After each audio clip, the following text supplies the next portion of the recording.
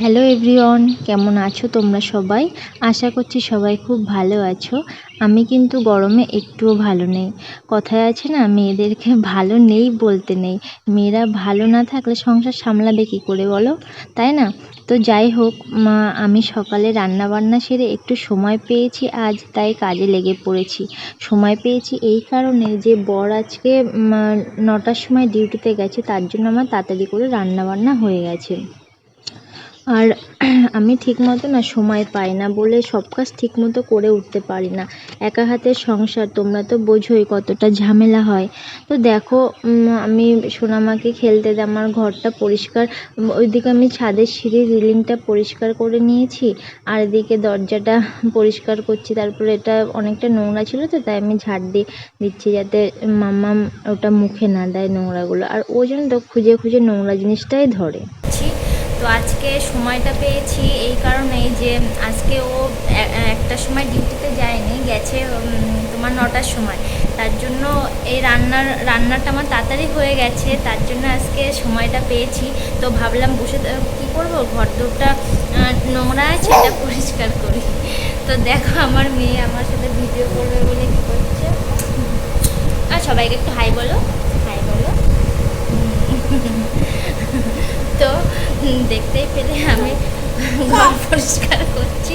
আমার মাম্মু আমাকে কথা বলতে দিচ্ছে না, ও খেলছে আর আমি ঘর পরিষ্কার করছি। দেখি কতদূর কী করতে পারি।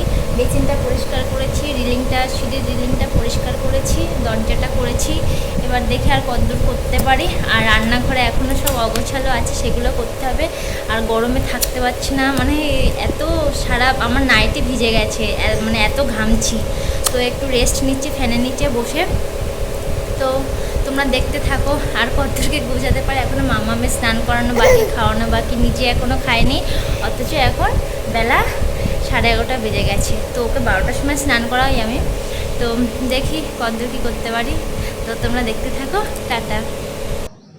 তো দেখো বন্ধুরা, আমি না ভিডিও করতে করতে আমার স্ট্যান্ডটা ভেঙে গেছে, এই জন্য ক্যামেরাটা রাখতে একটু প্রবলেম হচ্ছে। আমি বাইরেটা আগে পরিষ্কার করে নিচ্ছি, তারপর আমি বেডরুমে যাব, ওটা পরিষ্কার করব। সব কিছু জানো তো এলোমেলো আছে। এবার কী করে পরিষ্কার করব সেটা আমি বুঝতে পারছি না, কারণ সময়ও কম আমার হাতে, এই জন্য। আর তারপর দেখো আমি রান্নাঘরে চলে এসেছি। রান্নাঘরে রান্না করে গেছিলাম, কিন্তু আমি পরিষ্কার করে যেতে পারিনি। এবার আমি রান্নাঘরটায় হাত দেবো। সোনামা তো সকালবেলায় ঘুমায়নি, এই জন্য আর মানে ঠিকমতো কাজ ওকে দেখে করতে পারছি না। তো আস্তে আস্তে করি, দেখি কতদূর করতে পারি। তারপর ওকে আবার 12টার মধ্যে, 12:30টার মধ্যে স্নান করানো আছে, খাওয়ানো আছে। আর নিজে তো এখনও খাইনি, দেখি কতদূর কি হয়, তোমরা দেখতে থাকো।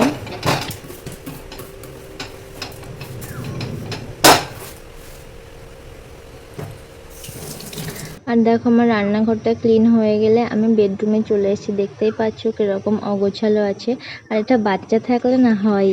তো আমি সামনে এবার আয়নাটা পরিষ্কার করছি, কারণ আয়নাটা ঝাপসা হয়ে গেছিলো, একটু মুখটা দেখতে অসুবিধা হয়।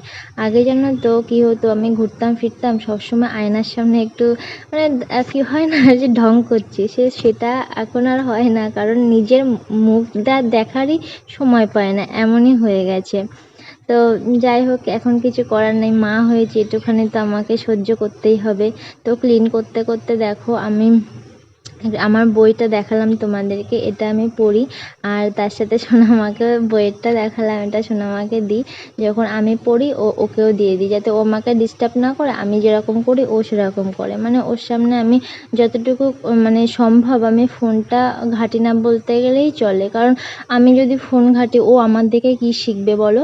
ওই জন্য আমি যতটা সম্ভব আমি ফোনে ঘাঁটি না। আর যখন একটু ফোনে কথা বলি তখন ছাড়া ওকে আমি ফোন দেখাই না। মানে সবাই আছে, বাচ্চা ঘরে থাকে, বোঝোই তো, আমি দূরে থাকি, সবাই একটু ভিডিও কল করে, এই জন্য মানে ওকে ওই সময়টায় ফোনটা দেখাতে হয়। তো আমি আস্তে আস্তে ঘরটা পরিষ্কার করছি, আর মাম্মাম ওদিকে খেলা করছে। আর বেশি নোংরা হয়নি শোকেসটা, তো তাও জিনিসগুলো এলোমেলো আছে, সেগুলো আমি ঠিক করছি। তারপর শোকেসটা হয়ে গেলে আমি কিছু জামা কাপড় এলোমেলো ছিল সেগুলো আমি পরিষ্কার করছি, মানে ঠিকঠাক গুছিয়ে রাখছি।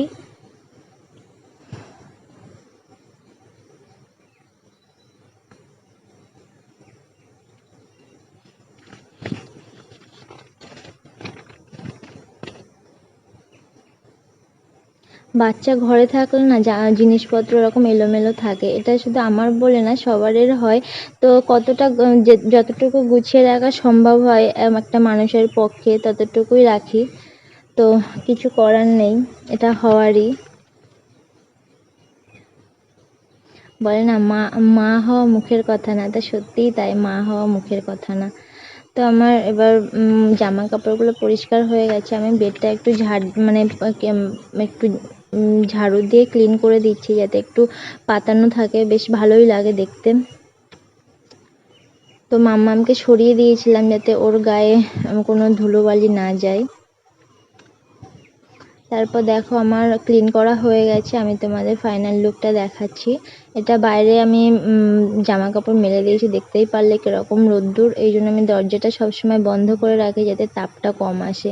তারপর রান্নাঘরটা দেখালাম তোমাদেরকে, বাইরেটা দেখতেই পেলাম। আর তারপরে বেডরুমটা দেখো, দেখতে পাচ্ছ মাম্মাম কি করছে, ও ওরকমই করে, মানে আমি জিনিসগুলো গুছিয়ে রাখি আর ও গিয়ে এলোমেলো করে দেয় সেটা। এখন হামাগুড়ি দিতে শিখেছে না, টুকটুক করে যাবে জিনিসগুলো ধরবে ফেলবে, এটাই করবে, দেখো কি করছে। তো এই যে আমার শোকেসটা, ওখানে আমি ফটো রেখেছি আর এইগুলোর মধ্যে সব আমার শাড়ি রাখা আছে। আর লকারের নিচটায় আমি সায়া ব্লাউজ রেখেছি আর তার নিচে কুর্তি আমার লেগিংস আছে। আর যেটা এর মধ্যে আছে আমার কসমেটিক্সের জিনিস আছে, কিছু মেকআপের জিনিস আছে এগুলো। আর তার নিচেরটা মাম্মামের সব জামা কাপড় রেখেছি। তো আজকের ভিডিওটা এই পর্যন্তই। তোমাদের কেমন লেগেছে অবশ্যই একটা কমেন্ট করে বলবে, ভালো লাগলে লাইক করবে। থ্যাংক ইউ সবাইকে।